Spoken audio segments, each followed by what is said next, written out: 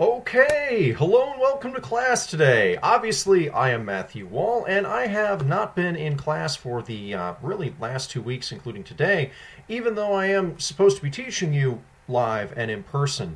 I've unfortunately had to travel to the U.S. for a bereavement, and I'm currently stuck there, thank you, American Airlines.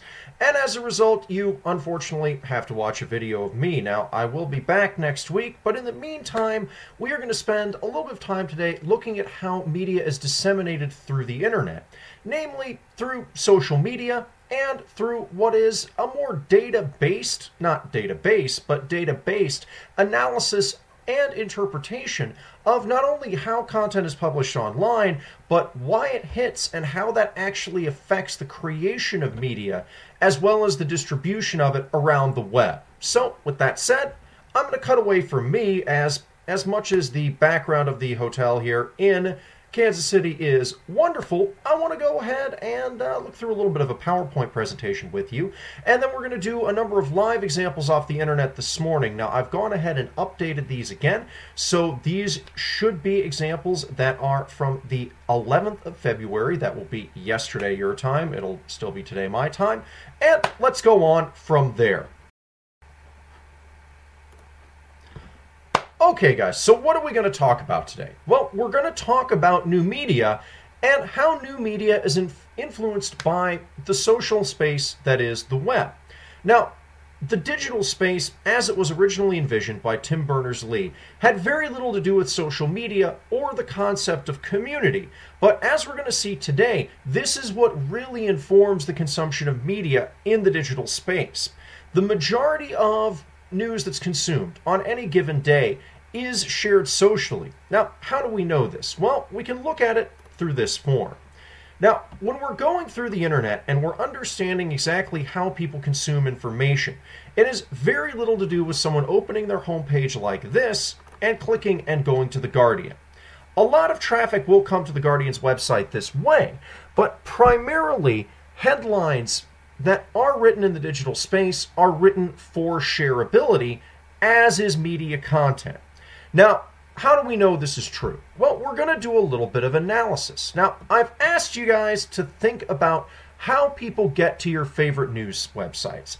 What drives them in? How does that traffic hit? And what does that say about the website? Now, pretty much all of you have turned in that assignment. Excellent work there. However, we do need to understand that it's not enough to just start at that surface level. Now, many of you have correctly picked up that there is a good amount of web traffic that comes in via a search engine, via something like Google. So we can type in NY Times, click through, and go into the New York Times. This is one form of digital traffic. This is known as search traffic because it's coming from a search engine right here, in this case, Google. Doesn't matter what the search engine is, but it's coming from one of those. Not too much else to look at there. It's a relatively facile point. Beyond that, we also know a huge amount of traffic from the New York Times comes from social channels. Now, how do we know this is the case? Well, it's beyond just self-evident. It's actually trackable.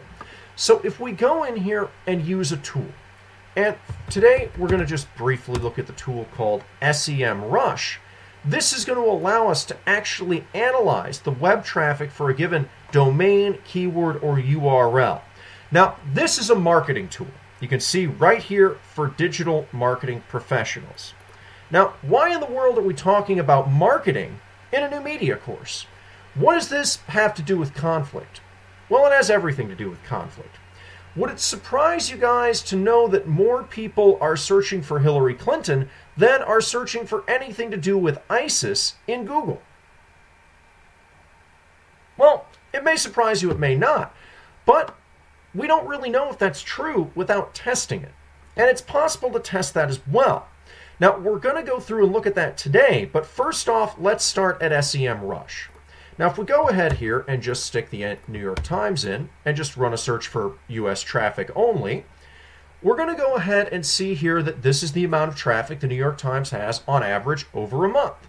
We can see they have 41.4 million visitors. They're up 11%. I would say that's probably due to the election. They've also got a number of paid search visitors, or 115,000. Now, that essentially means they've paid for traffic. How much have they paid for? Well, they probably paid about $135,000 for US-based traffic. Now, what did they pay for? We'll look at that in a second. But essentially, as we scroll down here, we can see that the majority of their traffic is from the United States from an organic perspective. And from a paid perspective, the majority of their traffic comes from a mobile device or the United States. We can also see that over the month it has ebbed and flowed, and we can see the actual high points along here. As we go down, we can look at what keywords they're doing best for in Google, as well as their main competitors, which, it may surprise you, is Rotten Tomatoes. Now, as we go down here and look further, we're able to see that they have a lot of competitors. We can see some of their sample ads, and lo and behold, it looks like they're only advertising for their subscription service to make some money. And we can also look at who's linking to them the most and how their pages are indexed. Now, why do we care about any of this? Well, we care about this because the New York Times looks at this every day. I guarantee you they have a digital manager who looks at this every day. Now, how much does that translate into what they do on their website? Well, let's think about this for a second.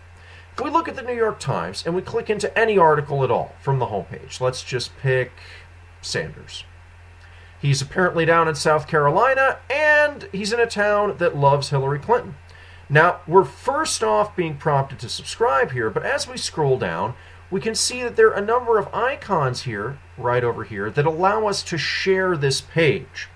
Now, why are these here? Well, it's not strictly speaking for the convenience of users. It's for a completely different reason.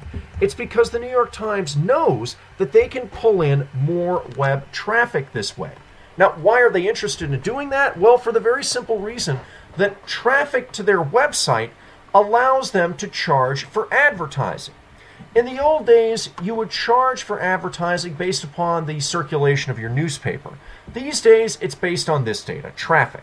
So if I have 41.4 million visitors and they're coming in for a topic around the election, well, we're going to see there's an ad up here, there's another ad here, and as we continue to scroll down the page, there are further ads that do come up. Now, these ads really generate money for the New York Times every time somebody sees one. Now, they've also got advertising for their articles up here in the top bar. The main thing is they want to engage with you and they want to keep you engaged. They want you to look around and see other articles on their site and keep you clicking through and scrolling down because that's how they make money.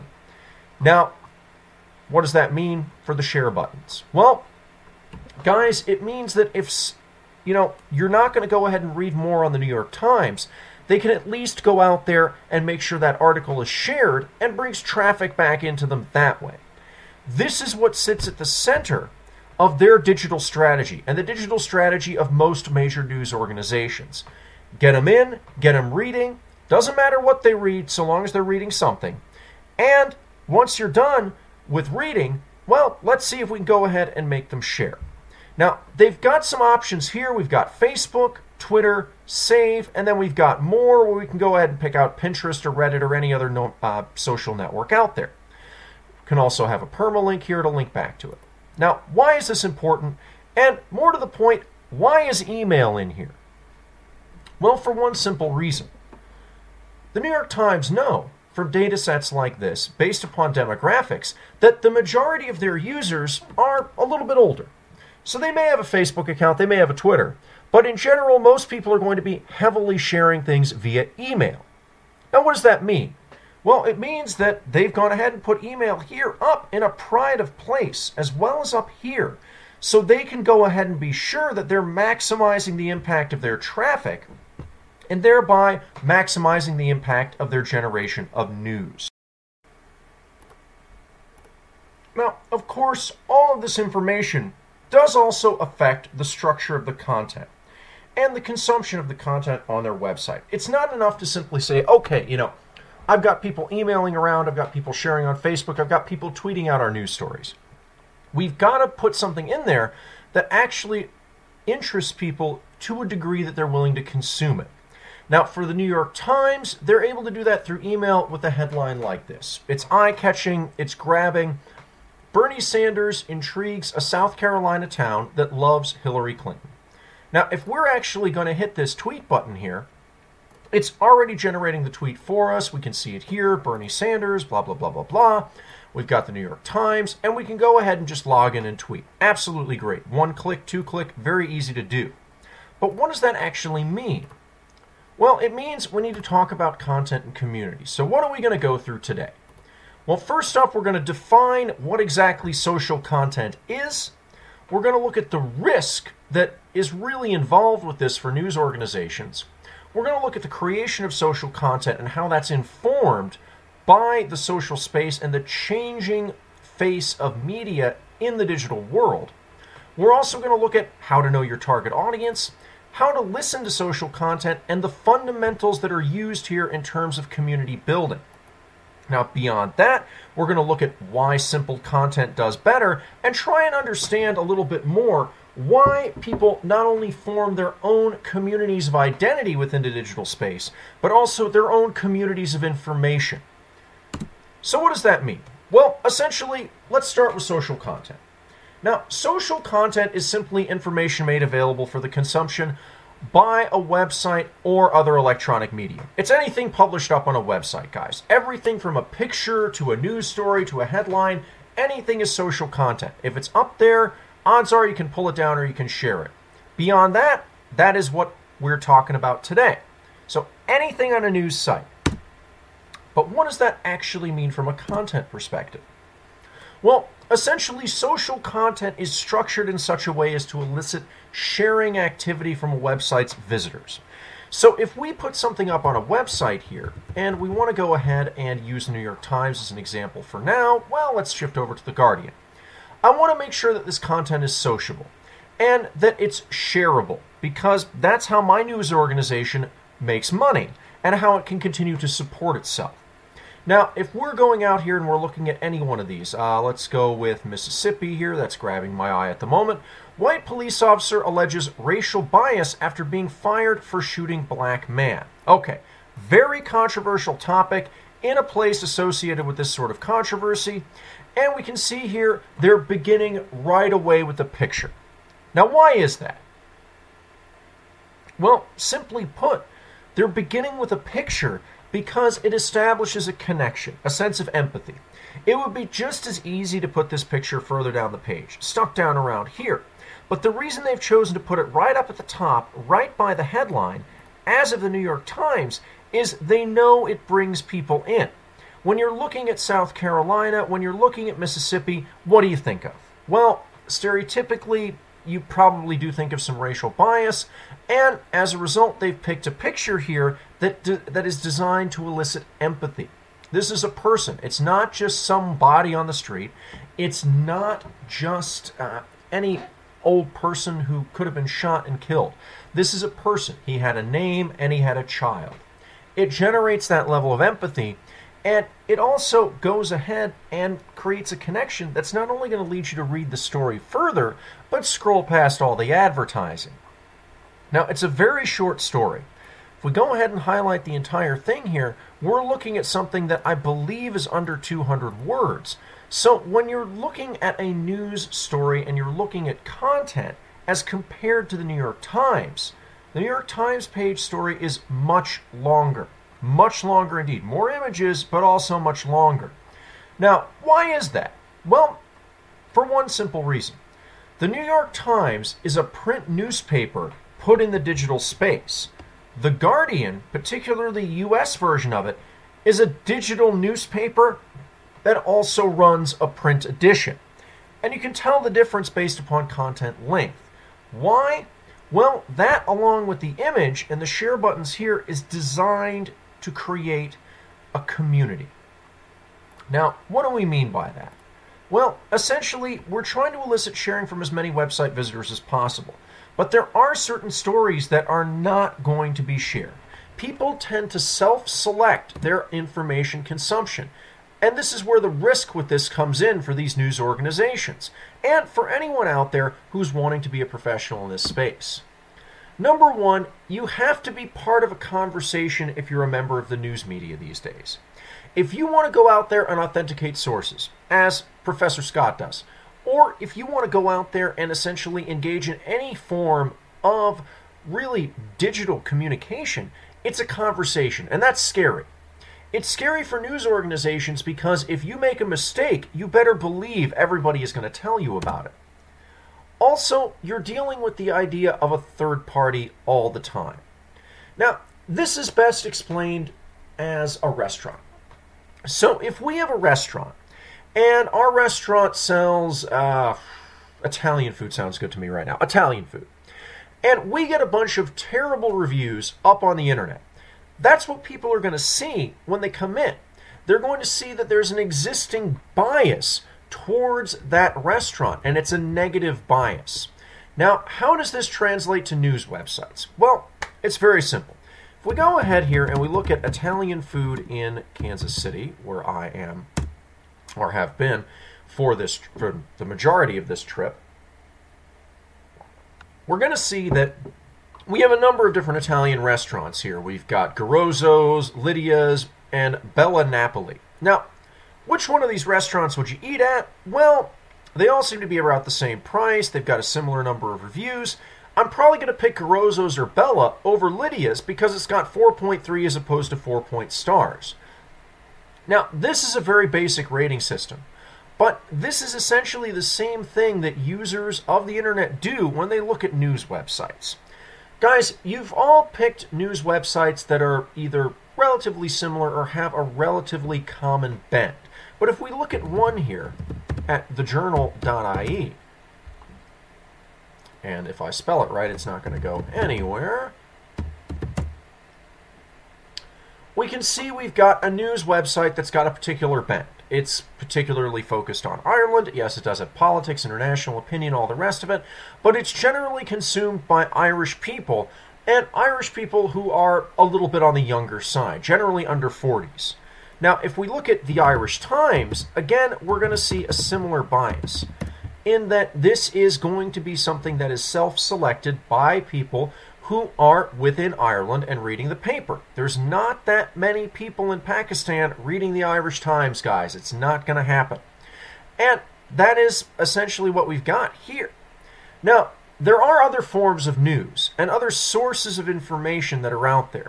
The Irish Times, the New York Times, the Guardian, you may consider them unbiased sources of news. You may not. I know in class we've previously selected the BBC as something that everyone feels is relatively unbiased. It's a strong government dissemination of news. So if this is the center, well, the Guardian's going to be a little bit to the left of that, the New York Times a little bit to the left as well, at least by American standards. The Journal, all right, not so much of a political bend there. But if we look at something that would be the Washington Times, for example, which is the conservative mouthpiece in many ways of the Republican Party, we're going to get a more right-wing bend. Democrats call for government-funded lawyers for illegal immigrants. Now, what can we tell about this headline straight away? Well, we can tell, first of all, it's partisan because we've got Democrats right here. We've also got call for government-funded lawyers for illegal immigrants. So they're illegal. They're clearly people who don't deserve lawyers or government-funded assistance. And we've got a picture here of a large number of people. We're not making that personal association that we are here. It's just an individual with their child. This is a morass of people standing in a line, and they're scary. There's a lot of them. They're illegally there. We don't know what they're doing or what they want. And then we've got a video underneath to further push the point home that the Democrats are for this. So this is a partisan newsletter, a partisan newspaper. That's fine. Again, very short content. We've got another ad coming up here with a dog in it that is starting to play music, and that is what we're looking at here. Now, when people go out and build their own networks of content, build their own worldview, they tend to pick things that agree with their worldview. And as a result, people who are conservative will read the Washington Times online. People who are liberal will read The Guardian or the New York Times or whatever. But it's very, very rare that you're going to get any pollination between the two. And this is magnified by the use of social media. Guys, if you've got friends on Facebook, if you've got people out there on Twitter following you, odds are they follow a similar political bend to yourself. Why? Well, odds are that you haven't made friends with people online who have drastically different opinions or worldviews than yourself. And as a result, you're consuming content through managing your own reputation. Now, this is the same thing a business like Coca-Cola or whatever will do online. You're going out there and essentially managing your own social relationships by sharing content, or in this case, news, that you feel is either of interest to you, offers a reflection on you personally, or goes out there and deals with a topic that you're interested in. That is only going to be shared by someone who either agrees with your worldview or is essentially someone who is interested in either tearing it down or sharing it and building it up themselves. This is something that will allow you to lose what are called lead-ins. And it's not a technical term, it's how I like to conceptualize this. Now, if we look at three companies, Kodak, HMV, and Woolworths, and we go ahead and think to ourselves, okay, they're all out there engaging in social media marketing. They're out there trying to sell something. Okay, great. Very simple. We know what they're doing. Instagram, Spotify, Amazon, they're all trying to sell something as well. Again, not hugely different than Kodak, HMV, or Woolworths. They want to get out there and they want to get people sharing their content so you come to their website and buy something. Now, the main thing to think about here from a news perspective is what kind of content have you shared? Take a moment to think about that. What was the last thing you shared? Have you shared any news this week at all? And what does that say about you and your worldview? Think about this the other way around. And then understand that that information is available to the people who are on the website that you went ahead and used. Now, how do we know this is the case? Well, we know this is the case through data analysis. Now, there's one particular tool I'm going to pull up here, and that is going to be, if I spell it right, Google Analytics. Now, this is a relatively basic free platform that you can use to go ahead and analyze any web property. The New York Times use it, most major websites will. And if we go ahead and go in here and look at a particular website, in this case, if we want to go ahead and have a look at TridentHolidayHomes.ie, we can go in here and see straight away a huge amount of information about their users. We can scroll down here, we can look at demographic data, we can look at their overview, we can look at their interests. So we can see not only are people going on to this website primarily between the ages of 35 and 44 and that they're mostly male, we can also look at an overview of their potential interest categories. Now, here we can see that this is a majority of people who are interested in travel, no surprise there. Movie lovers, news junkies, they're looking for jobs. They are generally going out there and looking for something fun to do and maybe some way to pay for it, or not. Now, how does this apply to a news website? Well, guys, news websites have all this same information. We have all this information on EA Worldview, for example. And this really allows us to target things in a better way and to understand exactly how the internet is being used. So if we're going to look at the BBC here and we're going to say to ourselves, okay, this is the center. Well, if we go overhead here and look back at this particular news story, and we think about the fact it's been shared 430 times, we're going to have information on everybody who came onto this website and interacted with it, including all the people who shared it. And that is going to give us a demographic for age, a demographic for interest areas, and it's also going to allow us to take that information and inform the construction of this page and the news stories to ensure that we can maximize further social sharing. Now, a legitimate newspaper like The Guardian is less likely to do that. If we want to look at the other side of things, we could look at BuzzFeed. Now, how many people have gone ahead and looked at BuzzFeed?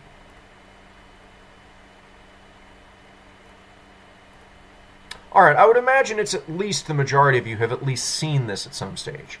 Now, what is BuzzFeed? Well, BuzzFeed is essentially it's clickbait. It's designed to get you to click in, keep you there so you see their advertisements, and then go ahead and leave you with a good feeling so you come back again. So, if we go in here and pick a headline, any headline, we can see a family shared a video of a nurse allegedly abusing their grandmother. That is awful. That is a terrible thing, but I might go ahead and watch that video and say, wow, that is terrible, that's awful. If we go in here, we've also got 11 fun DIY projects for our family. We've got things that are trending. And some of this stuff, believe it or not, is actually news. Now, if we scroll down here, we can see Deadpool is no antidote for superhero fatigue. Are you in formation about Beyonce's newest video? But we've also got head of Obama's secret interrogation group says unit has been deployed 34 times. Twitter's most important report card, yet it disappoints. How Syria's regime is profiting from people under siege. So let's click into this one since it's news-based. Well, what do you notice right away that's different? Well, as we scroll down this page, we've got people up here first, so you can follow them. We've got Facebook, email, Pinterest, Twitter, and then several other ones here. We've got a large, immersive, full-screen image that we can share specifically as well from Syria. And then as we scroll down, we've got a news story with further images, and our share icons are chasing us down the page. This is how media is consumed, guys. This is what happens nowadays. And if we're looking at this, we're going ahead and missing out on one particular thing. And that's how exactly to do all this. How do we create social content? Well, it's very simple. We go ahead and get out there and build something just like a company would. And this is what news websites actually do for a digital strategy. You, as a person, know your own vertical of focus, your own need to consume media, and your own interests best. Now, for me, I am not interested in Asus's new Superfly year-over fashion line. But someone may be. I wouldn't buy the stuff. I'm just not going to look good in that hat or that jacket, and I'm definitely not going to be able to rock those pants. However, social content should always be tailored to an audience to elicit sharing. And we know with news media that we really need to go out there and think about what we're trying to get people to do. Now, from a news perspective, you may be trying to get people to share, to bring more traffic to your site, more exposure to your news brand. You may also be trying to get people to comment. Really, the basic question that you have to ask yourself is this something that you would share with a friend? So if you're looking at this particular thing, well, I'm not going to share this with a friend because I honestly wouldn't give clothing suggestions or fashion advice to any one of my female friends, as I think that would go particularly badly for me. But beyond that, if this was a news story, I really wouldn't push it beyond that either. That said, the New York Times, The Guardian, and every major news organization does think about this. They sit there and think to themselves, how can I craft something within a tweet that will go ahead and actively bring in as many users as possible? Now, that brings us to our next point.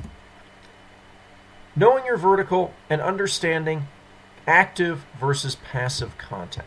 Now, what do we mean by active content? Well, we'll get there in a second. This is passive content. Now, what do we mean by passive content? Well, it's very simple. This is content that is something that is going to be shared by a user without us having to share it first. So, someone can come onto BuzzFeed, they can read this article, and they have these buttons available to them here where they can click for Pinterest, and they can go ahead and pin one of these pins, and then go ahead and share it. And they're doing it passively. We didn't have to ask them to do it. The buttons are there. They can just use them. It's great. That is passive content sharing. Active content sharing is something different. For that, we need to have a look at Twitter, and let's have a look at the New York Times Twitter account. Now, there are a ton of people sharing New York Times stories on Twitter, but the New York Times itself has a social media strategy that focuses around getting new media out to the greatest amount of people possible and bringing them back to the website as quickly and as easily as possible. Now, for that, we can see here we've got what they're tweeting out. Now, they're putting out primarily news stories. We've got here great article, blah, blah, blah. But what are they actually sharing themselves? Well, yes, it's all for influence. Twitter, as a company, is in big, big trouble. And here we've got an article. Now, you'll notice that this article has a different headline than what was shared. Twitter, to save itself, must scale back world-swallowing ambitions. That's not a good social headline. This grabs interest much more. Yet for all its influence, Twitter as a company is in big trouble. Now, why are we interested in clicking through on this more than we would be on this? Well, this is dry and news, and it's interesting, but it's not as interesting as this. Why? Because Twitter's in trouble. Why are Twitter in trouble? What are we talking about? Well, we'd have to click in to find out. So we scroll down here, we can keep going down. We can see here, it was only after Marco Rubio scrolled through Twitter did he fully grasp his misstep at the GOP debate. Again, we're clicking through, we're sharing, we've got a lot of interaction on this, but at the same time, this is not the same headline as what we're going to find here. How a debate misstep sent Marco Rubio tumbling in New Hampshire. Because the people coming in to view this article from the website are going to see this headline and click on it. People coming through Twitter are going to see this headline, which is going to more encourage them to click on it than this. Now, that's great. We've got a lot of interaction here, some of it not entirely appropriate, and that's really the nature of the beast with Twitter, but that is what we're looking at here.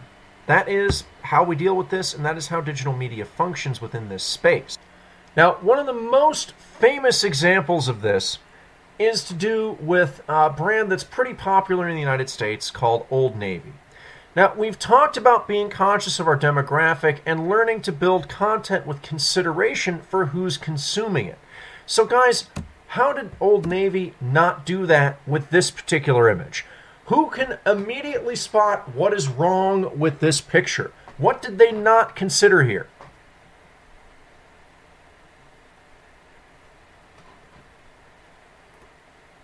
Yeah, that's right, guys. It's the women's plus area right here. As we can see, the girls, the boys, the toddlers, the men and the women all have a nice little neat square here. The women's plus size has a larger area of the screen. Now, is that because Old Navy is trying to say that larger women need more of the screen? No, it's probably because they only had 7 pictures and they had to make one bigger and someone just thought this was the one to make bigger. Or the picture wouldn't fit. Who knows? But it looks awful because it essentially looks like Old Navy are making fun of people who are overweight. Now, that's the danger here. If you're going out there and putting content up online, any content at all, every time you do this as a news organization, and every news organization considers this, it reflects back on you. If you do something like this, it's really going to come back to bite you. People don't enjoy being called fat, they don't enjoy being made fun of, and they definitely don't enjoy it from a professional organization. Now, social media is littered with these examples. First up, we've got Starbucks. Starbucks Ireland wants everyone to show us what makes them proud to be British for a chance to win. A Frappuccino. Now, we'll just leave that one alone as to why that has some serious issues there. We've got American Apparel, who thought it was a good idea to have a sale during the middle of a life-threatening storm. And we've got one of my personal favorites, McDonald's stories, where instead of people going in and writing McDonald's about their wonderful experiences with McDonald's, they wrote instead about their experiences with food poisoning. Now, that's not something that we want to go ahead and have to do. So, what we need to think about here is the fact that we're dealing with an approach and a space that's, first of all, public, second of all, has no mercy whatsoever, and third of all, is based around data. It's based around analysis. So the news generates itself. We can get out there and look at the BBC and see we've got a Mexico prison riot, NATO is stepping into the Aegean, Man United are on track, number of other stuff here that is coming out there. But all of this is not generated by the BBC. The world happens anyway. It's the consumption that makes a difference, and the bubble of consumption that we all live within. Those two things taken together are enough to truly leverage for success for any news organization, but they're also enough to really leverage for failure. Now, if we look at the BBC, if we look at the New York Times, if we look at any prominent Twitter account, how do we know if we want to run our own? And honestly, that is often the best way to go ahead and learn how to do this and how this works. Really, where do we begin? What do we do? Well, for starters, there's a tool called Twitonomy. Now, you should all have your own Twitter account set up by now, but this is an interesting tool that can be used to go ahead and allow you to do a little bit more with Twitter. Now, I'm going to sign into my account here. This is a free service. And what we're going to go ahead and do is look at some analysis. Now, say we want to know a little bit more about a Twitter account. Let's say the New York Times. And say we need to know about it for an academic paper, or we're just curious, or we're trying to compete with them in the digital space. Well, we can go ahead and put in that Twitter account here, in this case the New York Times. We can see they've had 218,573 tweets, they've got 24 million followers, and here are their more recent tweets they've put out. Here is the analysis of those tweets, their top followers, who they have actually retweeted, beyond themselves, not that many there, who they've replied to, and who they've mentioned. We can also see their most used hashtags, their favorites, and we can go down here a little bit further and look at when they're active, the hours of the day, the days of the week, and the actual platforms they're using to manage this. In this case, they're primarily using Social Flow. We'll talk about those a little bit more in a moment. What does this tell us? Well, it tells us the New York Times is active on Twitter, but it also tells us that they're active on Twitter all the time, that they tweet every day, they put out a lot of tweets, they put out 139 on average every day, and they are working up to that level again today on Thursday at 97.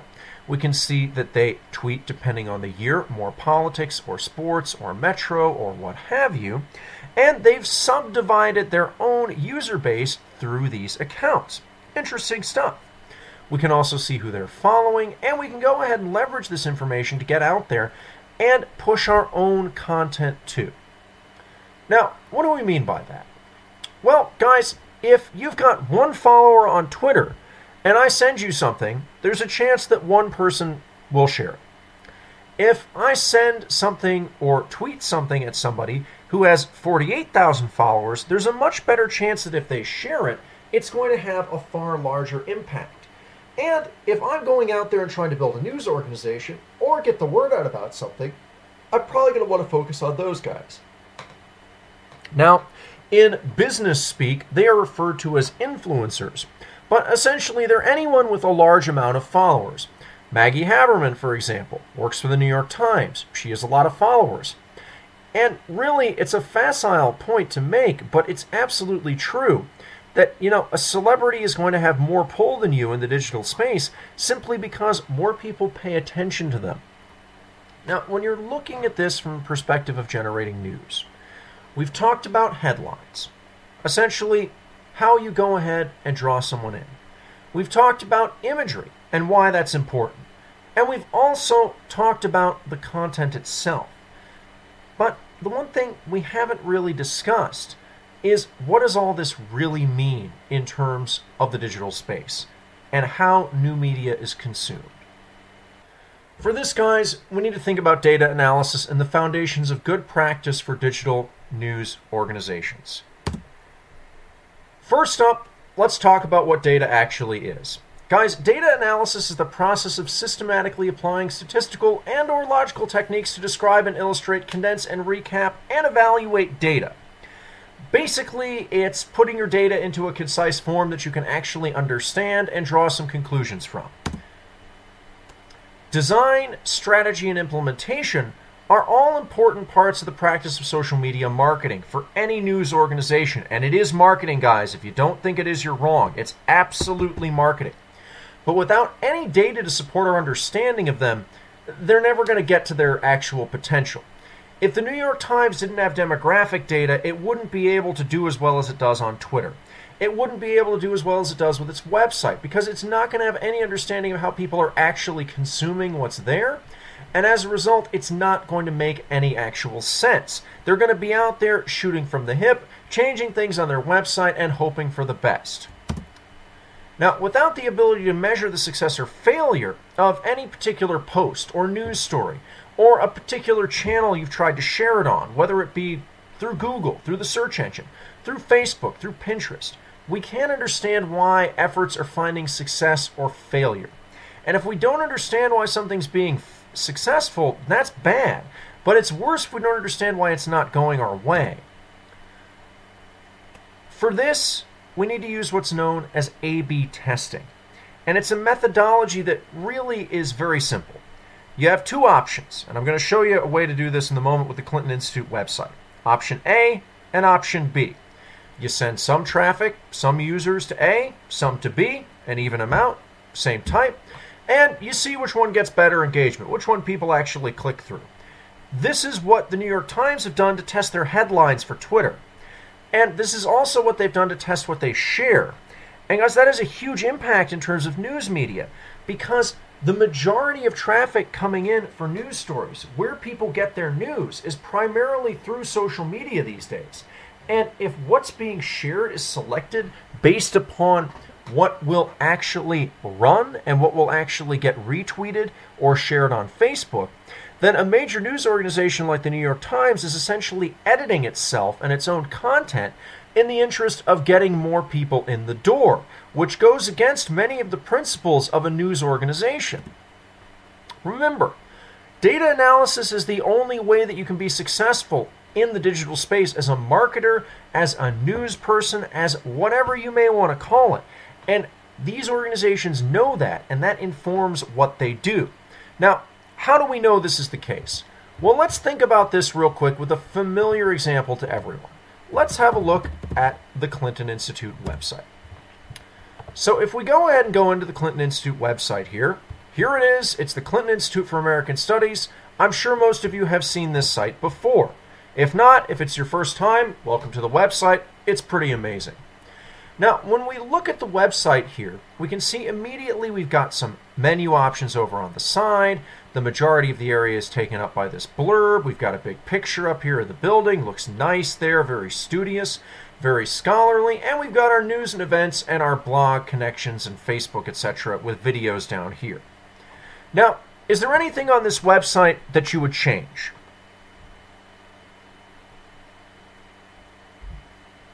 Yeah, I would hope the answer that you're shouting out right now is yes. I can't see you, but I'm sure you are there being like, oh my God, that website looks a little bit dated.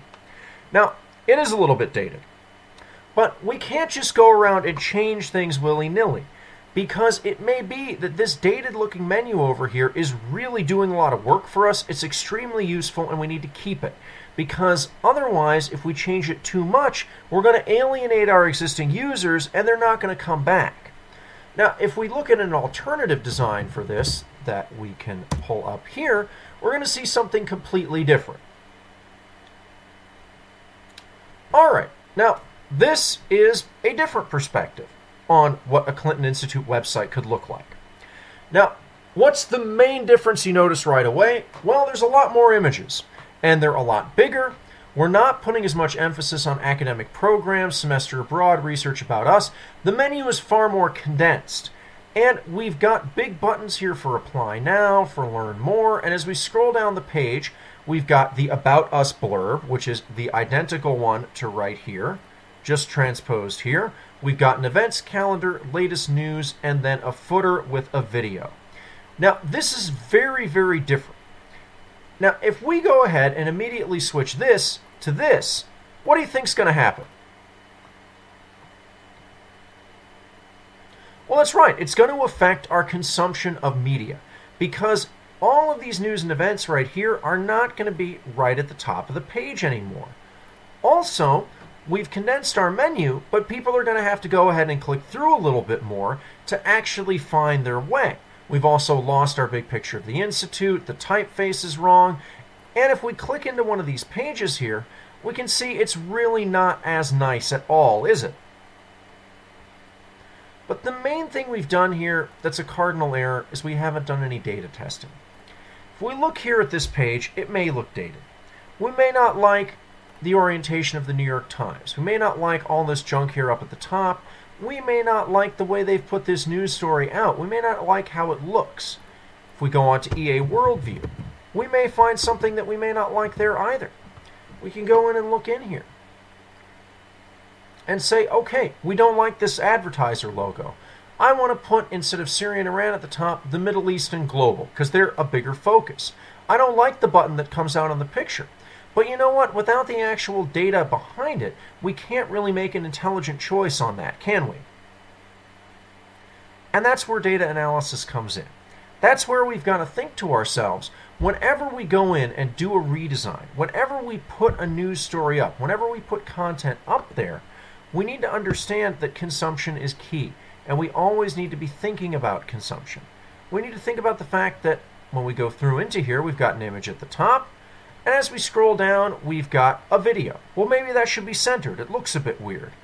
Is that really an important change to make? Well, without the information, we don't know. What are we going to go ahead and share on Twitter? Well, we need to think about it. And really, do we want to share something with the same title, Syria Daily, every day for the next 6 months? Well, that's what we're talking about now with EA Worldview. That's where we're trying to get to with the social media strategy. That's where we're trying to get to with our content. And furthermore, we're trying to embrace the last part of all of this. And I promise, guys, this is the last bit of data I'm going to hit you with today. There's a tool online called Google Trends. It's also free. And when we click into this, we can actually look at the trend around a particular keyword. So if we want to put a topic in here, let's put in ISIS, since we were talking about ISIS and Hillary Clinton earlier. And we're just going to go ahead and put it in like that. We're not going to put any other derivations on it. And we're going to look and see of the history of this term being searched in Google. We can see here that nobody really cares about it at all until May 2014, and then it spikes. It spikes huge in September, drops down, spikes again, pops up, goes down again. Now, interestingly, it's most often searched in Ethiopia, of all places, Indonesia, Italy, Sri Lanka, Singapore. It's not searched that heavily in the United States. And we can see the related searches here that are up top is primarily about the Islamic State, about news, video, etc. Now, when we look at this information and we see what we've got here, we can tell that these spikes come from one thing and one thing alone. Guys, these spikes come around when ISIS makes news headlines. This is why they do what they do in Paris, or did what they did in Paris. This is why they have gone out there and pushed for large territorial gains, pushed for large, flashy attacks. It's because as a terrorist organization, they need to stay in the news, or honestly, they're not that relevant. For example, if we put this up against Manchester United, we can see that, honestly, when we look at this, for the most part, people are just as interested in Manchester United, which is the red line, as they are in ISIS, with the exception of those spikes. Now, if we look at a more political term here, if we look at Hillary Clinton, and we put her on there, well, Hillary Clinton, and we'll just go ahead and close that Man United one there so we can see this, is actually more popular as a search term than ISIS at the moment because she's in the news more often. She's part of the media. And we can see that that has been something that is consistent whenever she is in the news. We can see here during the February 2008 elections, the last time anyone really paid too much attention to her on the internet. But if we go ahead and do something particularly interesting here from a news perspective, we can look at Hillary Clinton versus Bernie Sanders. So let's see what we get.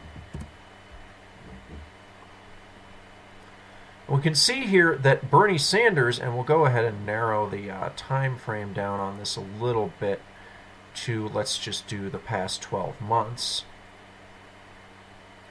We can see that over time, Bernie Sanders is now outpacing Hillary Clinton in terms of internet searches. Now, what does that actually mean? Well, we don't know. It could mean that Bernie Sanders is in the news more, that he's increasing in popularity, and Hillary Clinton is on the wane. Well, we're not really sure. But that said, it does tell us that keywords matter and keywords are important. And keywords are extremely important to put into a news article.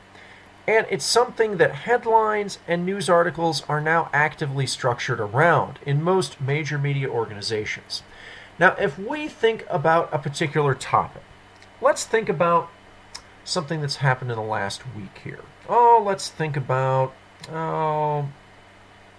let's pick a news headline. So if we go up here, and let's just pick something off the home page, let's pick, what do we think here? What do we think? Let's go ahead and do something that would be focused here, that they've written intentionally. All right, here we go. We've got the Zika virus. We've got Brazil's big plan to combat threats, not easing fears. Okay, so let's have a look at the Zika virus. Let's do Zika. Let's do Zika virus. And let's do Zika disease. All right, so here we have 3 keywords that over the same time frame have had a big uptake in search since this has hit the news. So let's narrow this down here to the past 90 days because no one really cared about it before that. And we can see that the main keywords that are being searched for out of these 3 are Zika and Zika virus. No one is using Zika disease or anything else to do with it. And honestly, people aren't searching about it too much in Brazil either. And we can see that the majority of interest on this topic is in Jamaica, Honduras, Venezuela, Nicaragua, Trinidad and Tobago, El Salvador, and the Dominican Republic. If we look at Zika virus, it's relatively similar. Now, if we're writing an English language story, and we're looking at English language web search here worldwide, we're going to need to pick what words we're going to use in a headline. And that's going to impact how this story is found and the general impact it can have. Now, Zika virus. That's the keyword selected for this story. And as we scroll down into the content here, we can see Zika virus again. We can see as we go down through here, they are continuing to use Zika, Zika virus. It is really, really prevalent in the article in an almost weird way, along with this Aedes aegypti, which is the type of mosquito that is spreading the virus. So why have they used these words so much in the article? Well, it's for a very simple reason. It's to do with Google's search engine. Now, how does Google's search engine actually work? Well, it works around keywords and it works around authority, measures of authority. Now, if we put in Zika virus here, if I can spell it right, we're going to see that if we search for information on the Zika virus, we're first up going to get the CDC, as they have what Google determines the best information around this. And then we're going to see The Guardian right here just an hour ago talking about climate change and the Zika virus in the news section. Now, why has Google put The Guardian up there first instead of the Washington Post or the BBC? Well, it's not because it feels that the information in the Washington Post and the BBC is older. It's because it feels The Guardian article is a better authority on this. Why? Well, it views The Guardian as a legitimate news source, but it's also seeing use of this particular keyword within this particular article more than it is in the Washington Post and the BBC. Now, we can run a comparison on this, but when these stories are written by these journalists, there is a keyword conscious concern that goes into this. That is why we are talking about Zika so often. That is why we are finding the word in every single paragraph here. It is really, really prevalent because it is very, very important in terms of bringing in this big uptake in traffic. You notice they're not trying to change the term to Zika disease because no one's using it. They're only using Zika virus because that is what gets them to rank in Google. That is what gets people to their website. That is what gets shared, and that is what builds their brand. So, that is essentially what we were talking about with media moving through the digital space.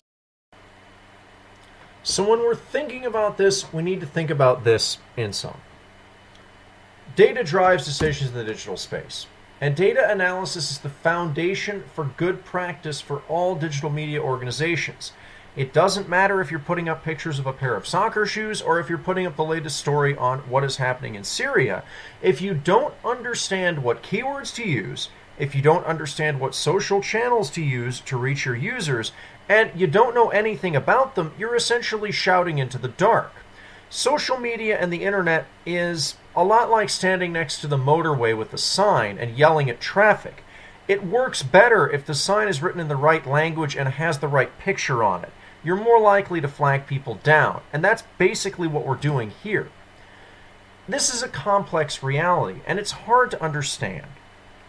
But the information and the data is there, and news organizations do use this to distribute their content effectively in the digital space. Furthermore, search engines and keywords are what really power the dissemination and the fragmentation of the internet. Someone who is out there searching for news on Bernie Sanders is not searching for something from the Drudge Report, as that's a conservative mouthpiece. Someone who is searching for Donald Trump is probably not going to spend a lot of time reading The Economist or The New York Times. They're just incongruous with each other. And as they clash with the extant worldview of the person who's searching for that information, they're probably not going to find it. And that's further magnified by the keywords, as people will use different keywords depending on their political bent. Social data tracking tools tell us all of this is possible. It does exist, and it is something that is actively leveraged. And analytics for platforms like Twitter and Facebook and many others are free, so every news organization uses these guys because they don't add any additional cost. Furthermore, Google Analytics allows you to track these social interactions on a deeper level. And again, every news organization will do this, as it gives them a better insight not only how to structure the content on their website, but how to actually get out there and engage with their user base. Furthermore, news organizations use these same tools to engage people on another level. They use them on a level around constructing a community. Henri Tajfeld said back in 1978 that essentially we all want to have a positive relationship with our own identity. We all want to think that we're the good guy. And generally, everybody tends to think they're helping. Even Pol Pot thought he was doing the right thing, guys. He really did. He wasn't. He was a bad guy, but he really did think so. And everyone always does think they're trying to help. It's very difficult to break people out of a worldview like that, and people will generally not challenge their own worldview themselves. That, along with keywords, social data, and data tracking tools, leads to the fragmentation of information. That's taken advantage of by news organizations because they use this data to drive decisions in the digital space and hit the right people with the right information at the right time of day. If you want to learn more about that, email me a request. There are further resources available. If you want to learn about Twitter, if you want to learn about Facebook analysis, if you want to learn about how to build a proper YouTube channel, all of those things are available to you. Beyond that, I'm going to go ahead and end our show here and pull the internet back up again and do one final example, guys. When we look at data driving analysis and fragmentation, there's no better way to do it than through something political. So if we look at the election, let's have a look here for Donald Trump. Donald Trump can win, and he must be stopped. From CNN, the GOP created Donald Trump. Donald Trump nomination inevitable, Business Insider. Now, the reason I'm seeing CNN, the New York Times, and Business Insider here is Google knows from my web search that I'm not a member of the right wing in the United States, and as a result, I am not interested in reading probably positive things about Donald Trump. Now, if I want to look at Donald Trump here and immigration, then I'm going ahead and pushing into something that's a little bit more right-wing. I'm looking at Quartz, thetelegraph.co.uk, Donald Trump on the issues, immigration reform, Political Insider, The Washington Post. These are essentially the legitimate forms of media that give me a little bit more of an insight into Donald Trump's immigration position. If I look at something completely different, Hillary Clinton and immigration, see, completely different structure. On the issues, correct record. There's no news sources here that I wouldn't read. MSNBC, left-leaning, Politico, Reason, all left-leaning sources. And we can see here down at the bottom in the related searches that I've got nothing that's a bit out of left field there. I've got other political candidates that have run in the past. Now, if I look at Donald Trump and something that would be a little bit more loaded, let's say Mexicans, then we're going to see things that are a little bit more outrageous. Trump says blame the Mexicans, Trump trashing immigrants, Tamara Hall corners Trump, George Clooney blasts Trump. Again, all relatively left-wing news sources.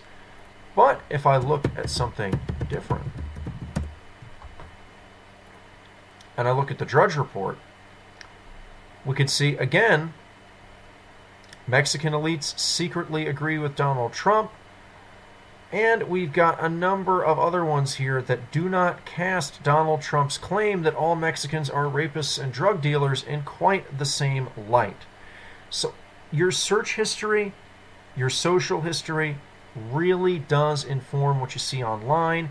It really does fragment the internet. And if we go in here to Breitbart.com, we're going to see something completely different, although in a similar form than what we would see on the New York Times. But remember, the New York Times has its base, Breitbart.com have their base. Never shall the two meet in the social space or in the digital space, because the fragmented concept of positive identity that really prevents me from reading Breitbart because I don't think it's worthwhile, and prevents someone who reads Breitbart from reading the New York Times because they think it's a liberal shill, really, really does get magnified by the data analysis that's done to deal with the topics that these sites focus upon. Beyond that, I hope you've enjoyed the lecture. If not, I'm sure you can tell Professor Kennedy, he's there at the moment, and I look forward to your feedback. Other than that, I will let you get back to class. I know you have a Skype conference on there with Scott. And beyond that, I do hope you've enjoyed the lesson. I'll see you guys next Friday.